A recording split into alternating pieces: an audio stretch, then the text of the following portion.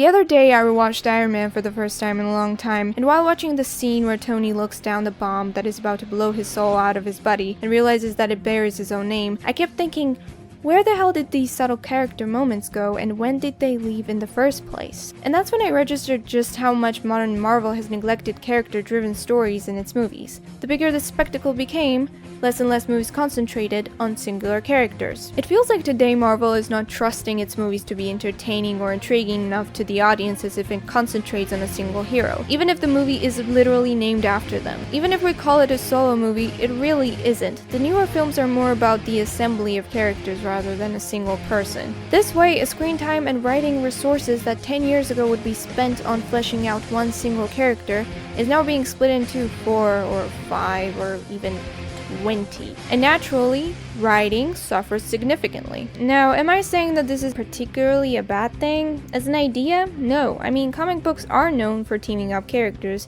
but how well does it translate into a movie format? Well, Avengers proved that it's quite possible to translate it into a big screen. However, recently it seems like the studio either completely forgot or got too lazy to repeat the same notion. You see, Avengers worked not only because the most important team members had their own movies, but also because those movies actually worked to set up those characters for the bigger plot lines, instead of, mushing it all together. Ask yourself, would you be just as emotionally invested in Tony Stark's famous last words in Endgame if the same words in 2008's Iron Man were not set up to have that much of an impact?